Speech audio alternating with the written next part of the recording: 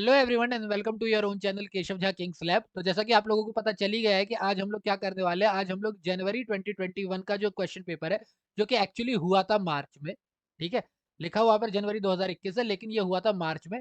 जो हमारे हुए थे ना, जिन बच्चों ने ऑप्ट आउट कर लिया था, उनके लिए एग्जाम हुआ था जनवरी 2021 में। इस वाले क्वेश्चन पेपर का एनालिसिस करने वाले हैं। इससे पहले मैं ऑलरेडी जो हमारा जुलाई 2021 में एग्जाम हुआ है उसका एनालिसिस और दिसंबर 2020 वाले का एनालिसिस 2020, ये मैं ऑलरेडी डाल चुका हूँ। मैं ऑलरेडी कर चुका हूँ, तो प्लेलिस्ट का लिंक मैं आपको डिस्क्रिप्शन बॉक्स में डाल दूंगा। और साथ ही साथ जैसा कि आप लोगों को पता है कि मैं पूरा का पूरा बिजनेस कम्युनिकेशन एंड रिपोर्टिंग, जिसे आप लोग इंग्लिश के नाम से भी जानते हैं, वो पूरा कोर्स पूरी तरीके से यूट्यूब पे अपने फ्री लेकर के आ रहा हूँ। तो मैं उसके भी ऑलरेडी 4 चैप्टर करवा चुका हूँ, 5वां स्टार्ट है। मैं उसका लिंक भी डिस्क्रिप्शन बॉक्स में डाल दूंगा ताकि आप वहां से देख सके। ठीक है।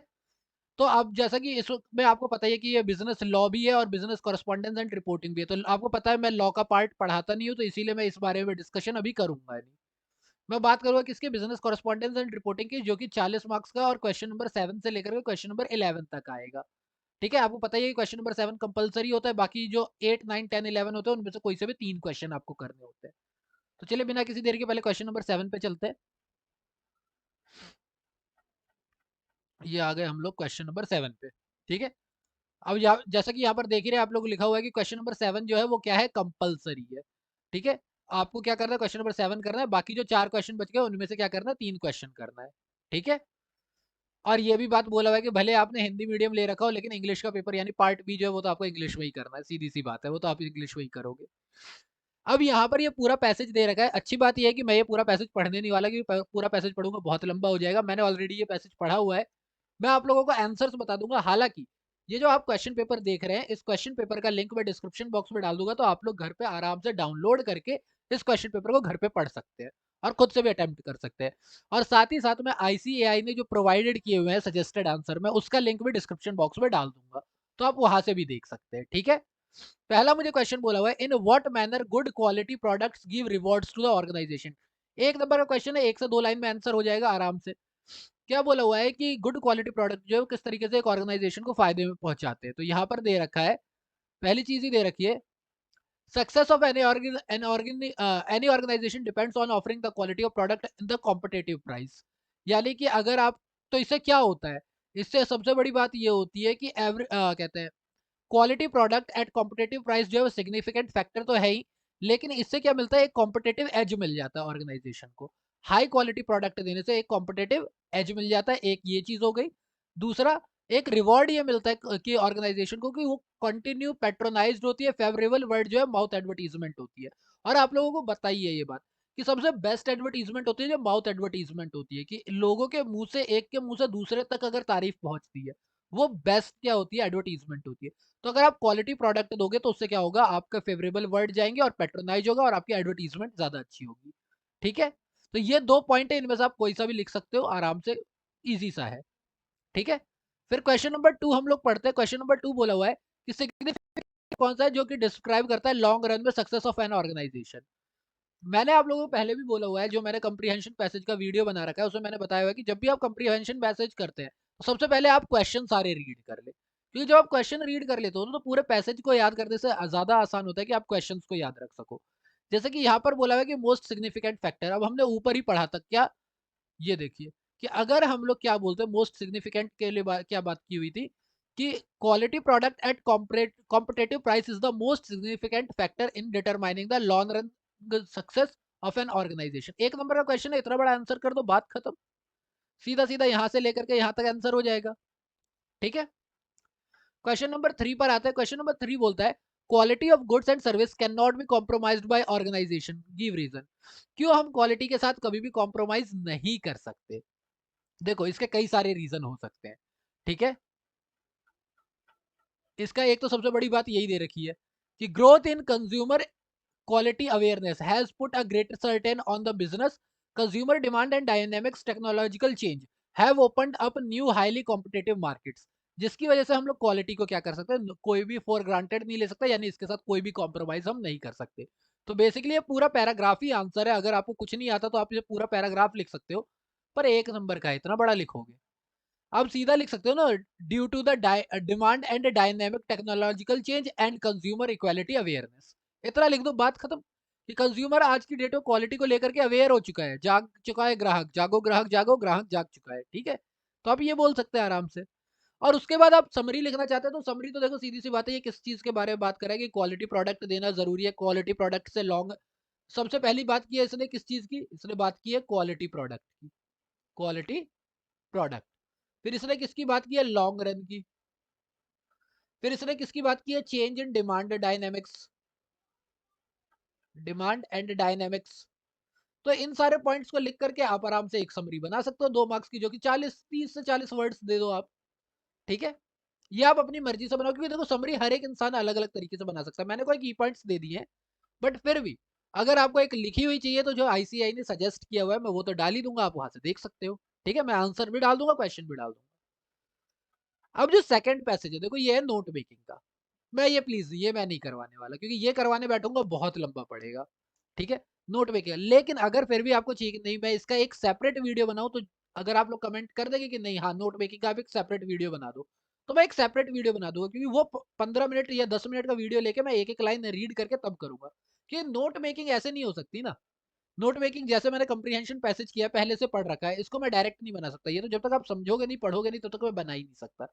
इसीलिए ये और प्रेसी, ये दो ऐसी चीजें जो कि मैं ऐसे नहीं कर सकता, ठीक है। लेकिन ये बात सही है कि अगर आप क्वेश्चन नंबर 7 कर लेते हो तो 10 मार्क्स आप सीधा सीधा बुक कर लोगे और सिर्फ 15 मिनट के अंदर कर सकते हो। ये याद रखना कि आपको क्या करने हैं, 3 मार्क्स आपको नोट मेकिंग के मिलेंगे और 2 मार्क्स समरी के। ज्यादा नोट्स नहीं बनाने आप, अगर हेडिंग के बाद सब हेडिंग की बात करते हो 3 सब हेडिंग बना दो और हर एक के 3 3 पॉइंट बना दो, ठीक है। जैसा मैंने डिस्कस किया भी हुआ नोट मेकिंग वाली वीडियो में कि 3 सब हेडिंग और तीनों की 3 3 सब हेडिंग बना दो, बस बहुत है, क्योंकि 3 मार्क्स का है, ज्यादा मार्क्स का नहीं है, ज्यादा लंबा खींचने की जरूरत नहीं है। और समरी तो फिर है ही, ठीक है।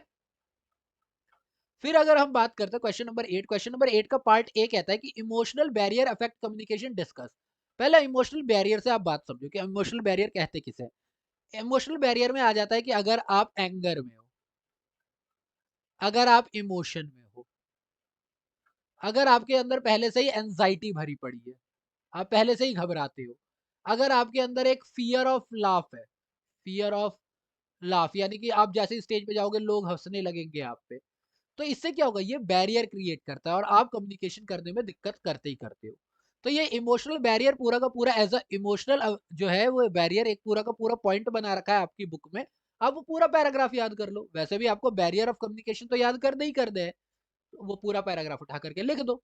नहीं लिख सकते तो ये तो पॉइंट मैंने आपको बता ही दिया है कि if emotional emotional barrier is one of the most significant barrier in communication because the anger, the emotions, the anxiety, the fear of love creates a barrier for a person to कहते हैं communicate himself to others in a most effective way। इस तरीके से clear. Then आता है हमारे पास कि choose the best express of meaning of the given word. हालांकि ये क्वेश्चन जो है जब मैंने आप लोगों को कहते हैं वोकेबुलरी का चैप्टर पढ़ाया था, तो वोकेबुलरी का जो पार्ट 6 या 7 करवाया था मैंने, उसमें मैंने 2018 से लेकर के 2021 तक जितने भी आए हुए हैं वोकेबुलरी के क्वेश्चन वो सारे करवाए हुए हैं। पर फिर भी मैं यहाँ बता देता हूँ, आप वो देख सकते हो, मैं प्ले लिस्ट डाल दूंगा, आप वहां पे देख सकते हो, लिंक डाल दूंगा मैं।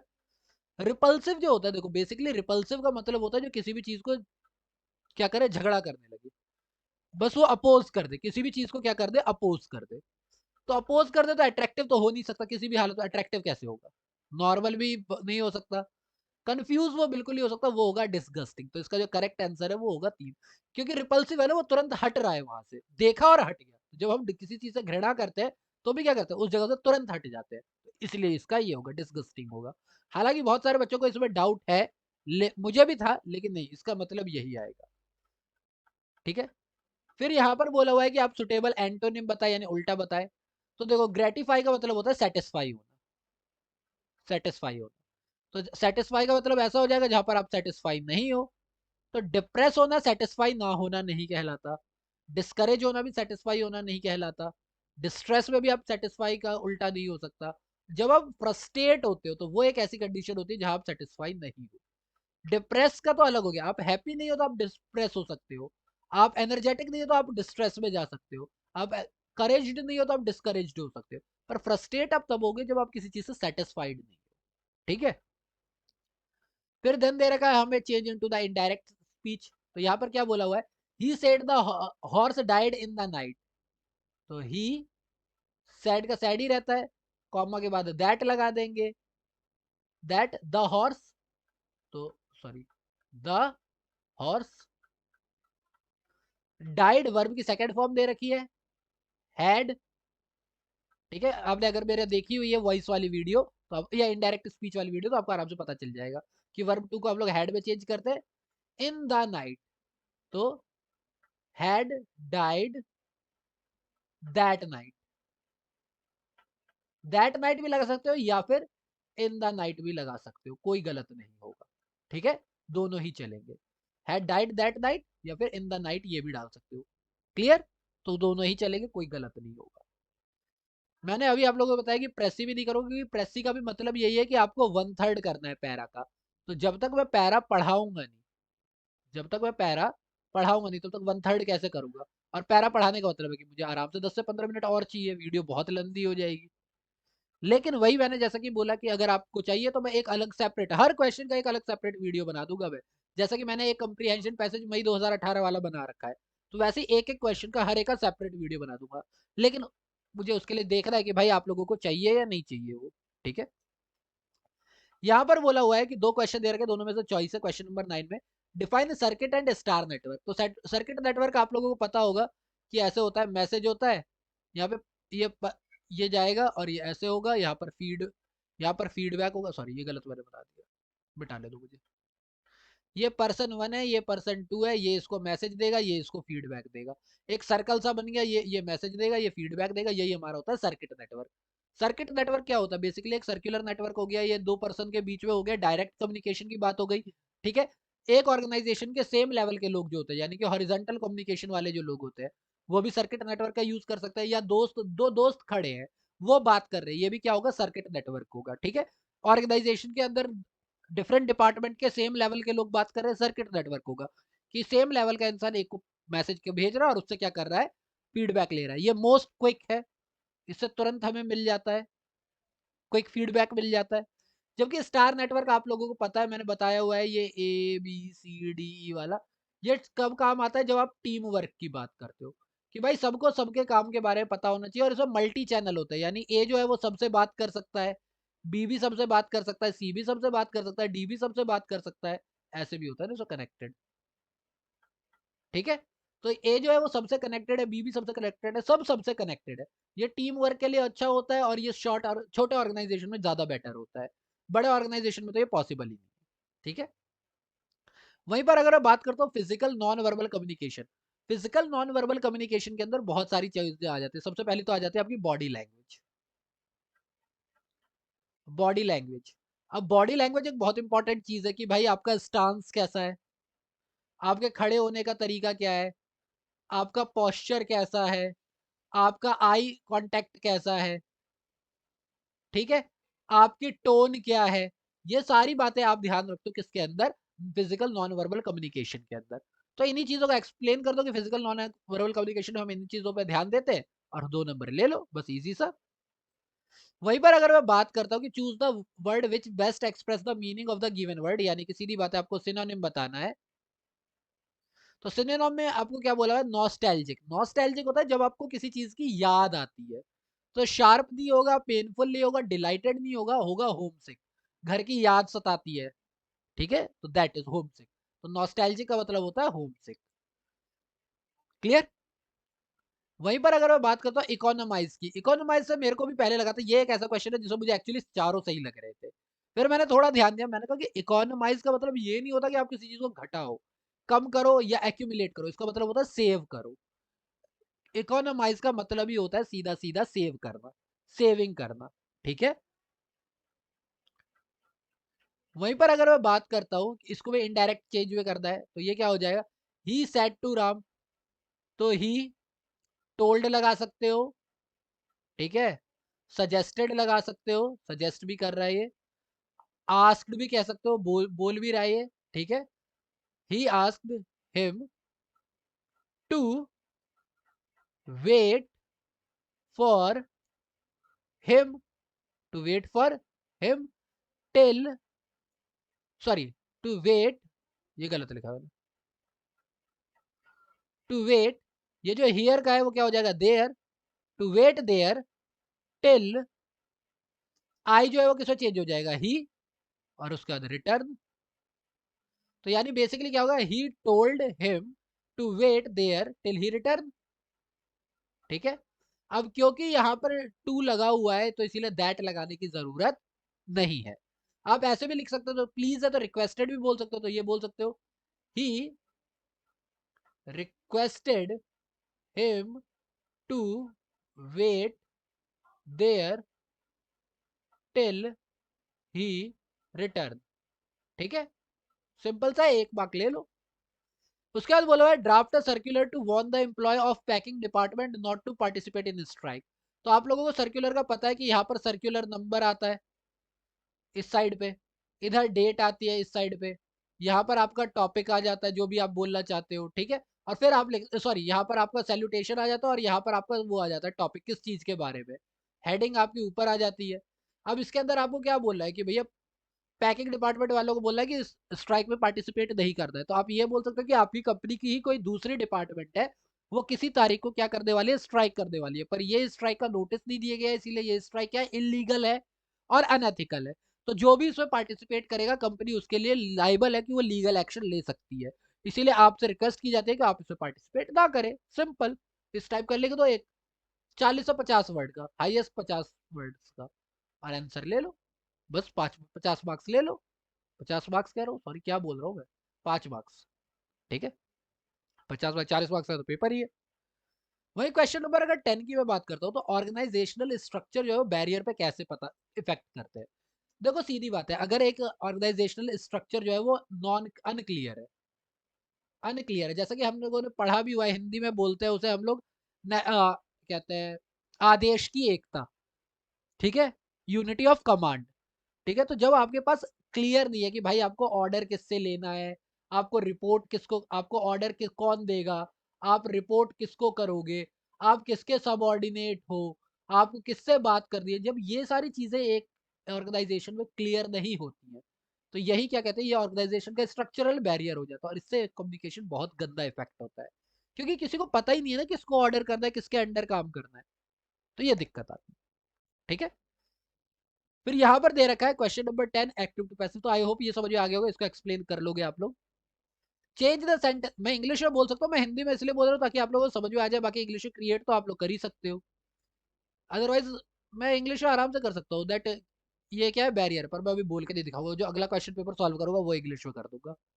चेंज द सेंटेंस, वरना बोलोगे शो ऑफ कर रहा है। Active to passive, Rama was making a kite, तो सीधी सी बात है अ काइट से शुरुआत करेंगे। अ काइट, वॉज वर का वॉज वर ही रहता है तो वॉज, लेकिन आईएनजी है तो बीइंग लग जाएगा। A kite was being made by Rama. ठीक है, क्लियर। इसको हमें एक्टिव में चेंज करना है। The lion was shot by hunter, अब वॉज लगा हुआ है दैट मीन्स ये वर्ब की सेकेंड फॉर्म में चेंज होगा, तो इसका हो जाएगा द हंटर शॉट, ये शॉट शॉट शॉट ही रहता है, द लायन, सिंपल।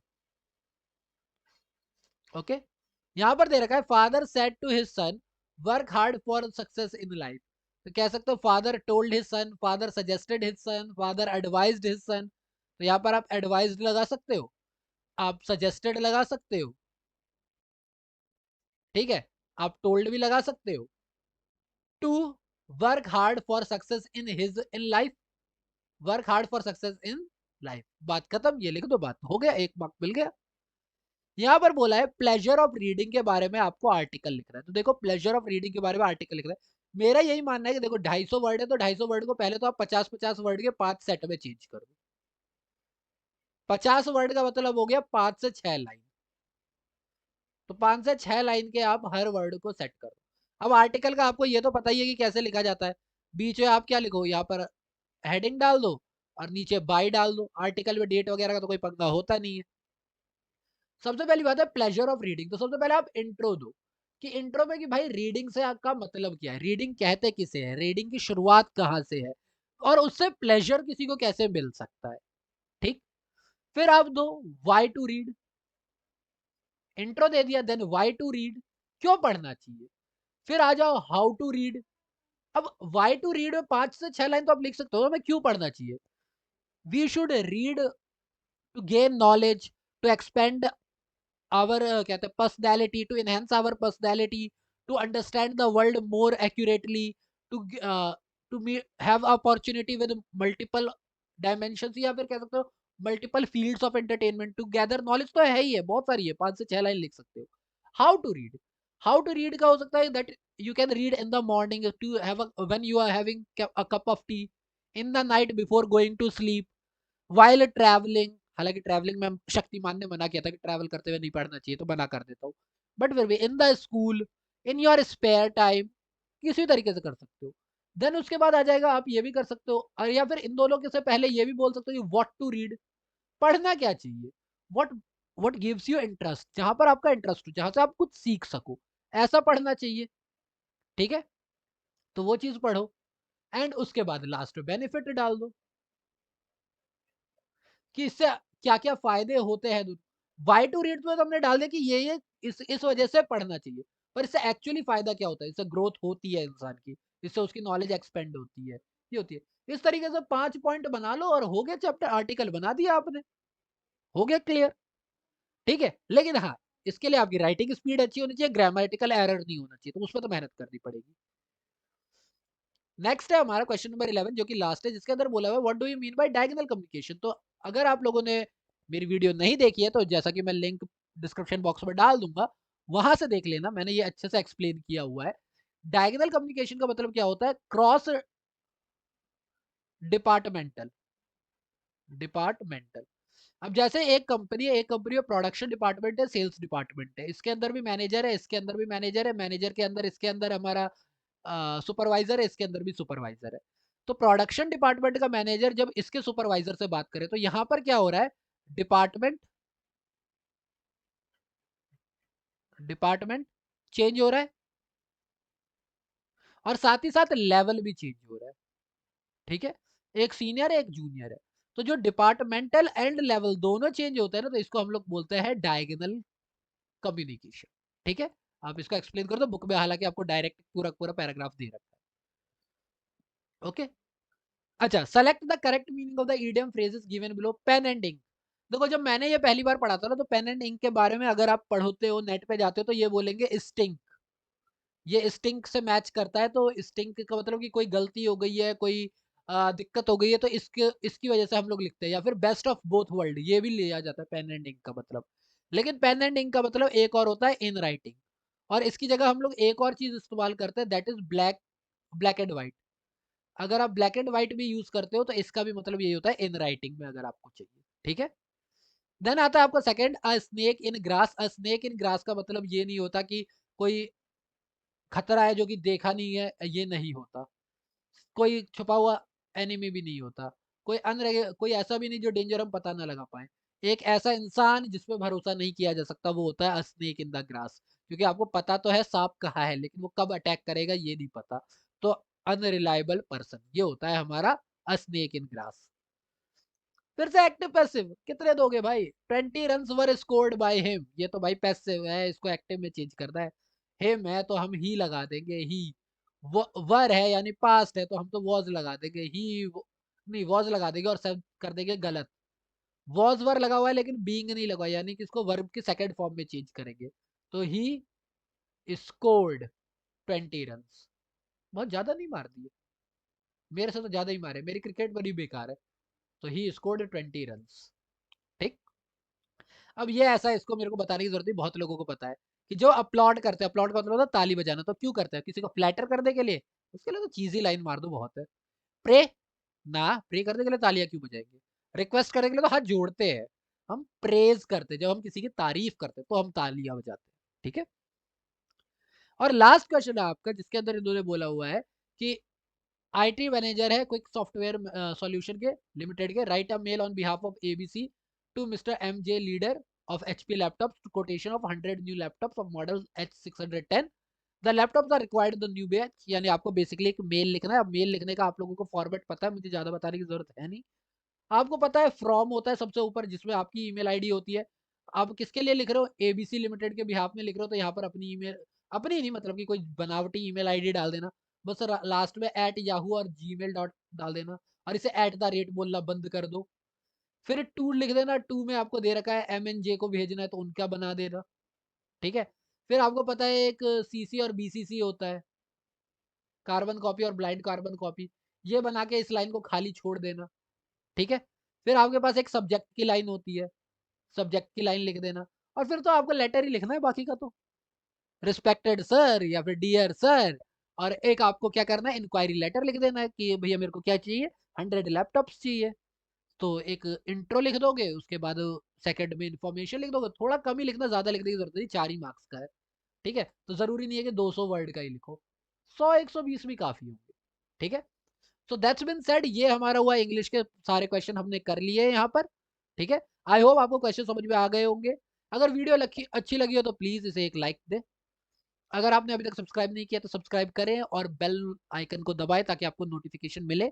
अगर आपको लगता है कि आपके फ्रेंड्स को भी ये वीडियो देखनी चाहिए तो प्लीज इसे शेयर करें, ठीक। और मैं इसी तरह बीच बीच में जो जितने भी प्रीवियस, मैं एक्चुअली डिसेंडिंग ऑर्डर में जा रहा हूँ, पहले मैंने 2021 के किए, फिर मैं 2020, फिर 2019 और फिर 2018, इस तरह से मैं क्वेश्चन पेपर सॉल्व करूंगा और मैं ट्राई करूंगी वीकली एक क्वेश्चन पेपर तो मैं सॉल्व करवा ही दूं, ठीक है। और बाकी का क्वेश्चन पेपर के सब बाद मैं जो चैप्टर वाला है वो तो मैं कर ही रहा हूँ, जो मैं चैप्टर से रिकॉर्ड कर रहा हूँ वो तो मैं कर ही रहा हूँ, तो मैं चैप्टर लेकर के आऊंगा ही।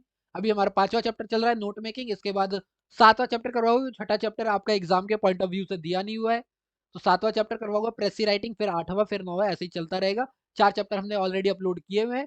प्लीज अपना सपोर्ट हमें दिखाते रहिए ताकि और भी ज्यादा, हमें क्या एक्चुअली मैं अकेला ही हूँ करने वाला, तो मुझे देते रहिए अपना सपोर्ट ताकि मैं इसी तरीके से आगे और मेहनत करता रहूँ। And thank you for your time.